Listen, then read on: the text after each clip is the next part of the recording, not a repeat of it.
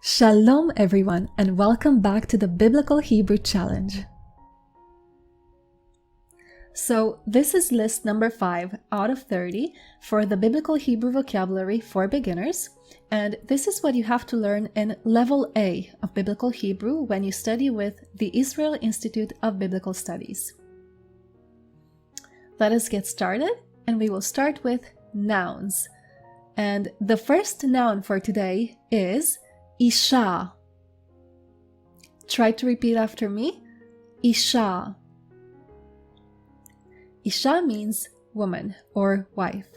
Now, do you remember what is the word in Hebrew for man, person, or husband? The word in Hebrew for man, person, or husband is Ish. Ish. And it helps greatly when you see such two words side by side, because the word for man or husband is ish, and the word for woman or wife is isha.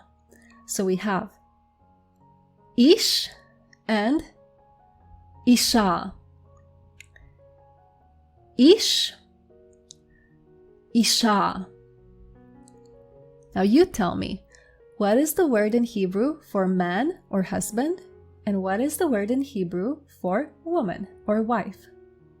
It is Ish, man, person or husband, and Isha, woman or wife. Ish and Isha. Great. Let us see the next word. And the next word is Bait. Try to repeat after me. Bait. Bait means house or dwelling place. How many times have you gone home and when you reached home you said, "Home sweet home"?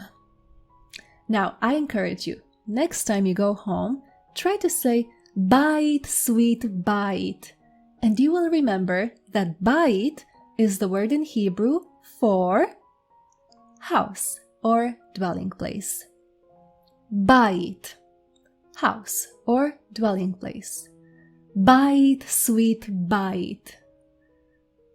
Wonderful. The next word is a bit difficult to pronounce because it starts with this ch sound. But today I will emphasize how important it is to pronounce every sound correctly, because we will see two words that are similar, but they mean something totally different.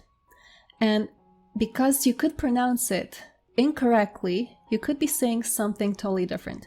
So let's focus first on this word.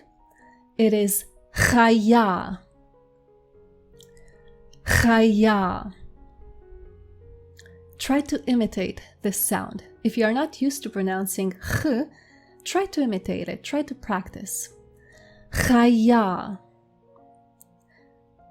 One more time. Chaya. And chaya means animal or living thing. God created every living thing. God created every chaya. So God created every chaya. Chaya, animal or living thing.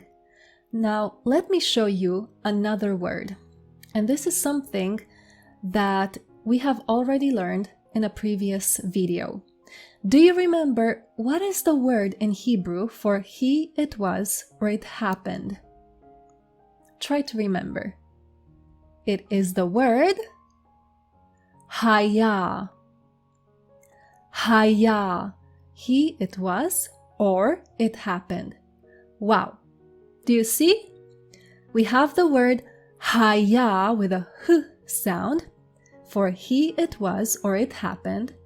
And we have the word Chaya with a ch sound for animal or living thing. This is why it is so important to pronounce correctly every word. So once again, we have haya and chaya. Haya, it was or it happened, and chaya, animal or living thing. Great. The next word is chaim. Chaim. Let's try to say it one more time. Chaim. Chaim means life. Chaim, life. Life is beautiful. Chaim is beautiful. So what is the word in Hebrew for life? It is chaim. Chaim, life. Another word with this ch sound at the beginning, but bear with me today. Practice makes perfect, right? So let us practice this ch sound today in all of these different words. And this next word is cherev. Cherev. Let's try to say it one more time. Cherev. Cherev means sword. So, what is the word in Hebrew for sword? It is cherev. Cherev, sword. Great. Now, the next word is nachash. Nachash. Nachash means snake. Nachash. Snake. Nachash. Can you hear it? Nachash. You can almost hear the sound of the snake when you pronounce this word in Hebrew. Nachash. Nachash. So what is the word in Hebrew for snake? It is nachash. Nachash. Snake. Finally, a word that is much, much easier to pronounce. And this word is kol. Kol. Kol means sound or voice. Kol Adonai, the voice of the Lord. Kol, sound or voice. And another noun is sadeh. Sadeh. Sadeh means field or open country. Sadeh. So, what is the word in Hebrew for field or open country? It is sadeh. Sadeh. Field or open country. Wonderful. Let's move on to conjunctions. There is only one conjunction today, and this is going to be very important. Pen. Pen. Pay attention. It's not pen meaning a writing pen. It is pen meaning lest. And something that I find it so very useful when memorizing words in a different language is trying to memorize them in context. So if we go to Genesis chapter 3 verse 3, this is a verse that contains the word pen, lest. Let us read it in English and in Hebrew. But God said, "You shall not eat of the fruit of the tree that is in the midst of the garden, neither shall you touch it, lest you die." Here is our word, lest.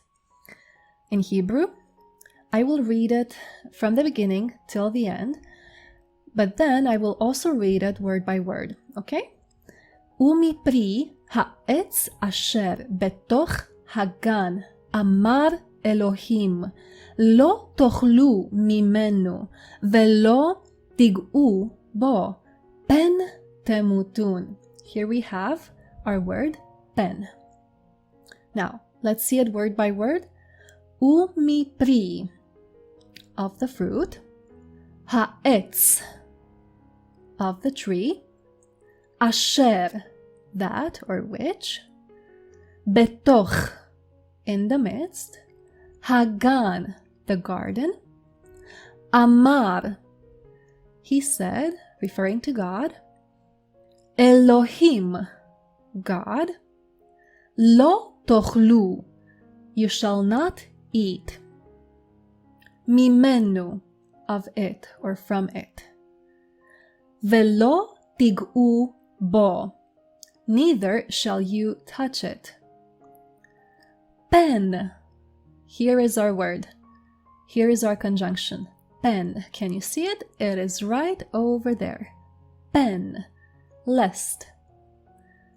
Pen temutun, lest you die. Pen temutun, lest you die. So, what is the conjunction that we have learned today? It is pen, meaning lest. And try to remember Genesis 3, verse 3, okay? Pen temutun, lest you die. Pen, lest. Interjection. And this one is really, really important. Hine. Hine. Behold, or see here. And something that you need to remember about this hine is the fact that it draws attention to what follows. So whenever you are reading the Bible text and you find this hine, you have to pay closer attention to everything that is written after it, because the information that follows is really, really important in the narrative of the text. It's very relevant. So, hine, behold or see here. And remember that it draws attention to what follows. Therefore, hine, meaning behold or see here. When you find this hine, take your magnifier and pay extra attention to the text that follows, because it's something really, really important. Okay? Hine, behold or see here. Hine. Interrogatives. Now, the first interrogative is ayeh. Where? Let's say it together. Ayeh. Ayeh. Meaning where? And the next one is me. Me. And pay attention, it is not me, it is me, meaning who. So it's not me, no, it is me, meaning who. Okay, so the two interrogatives that we have learned today are ayeh, where, and me, who. Okay, ayeh, me. Great. Adverb. And this adverb is sham. Sham. Sham means there or thither. Thither is more of an archaic word. You will find it a lot in Shakespeare, right? But just remember that sham means there or thither. So, sham. Do you remember what is the word for sky or heaven? Also, this word we have learned in a previous video. And if you remember, the word is shamayim. Shamayim. Shamayim meaning heaven or sky. And another word that I would like you to remember is the word for water. So what is the word in Hebrew for water? It is maim. Maim. Maim meaning water. So I found it so very interesting putting all of these three words together because they have these letters that they share. So we have sham, which is an adverb meaning there or thither, sham. Then we have two nouns.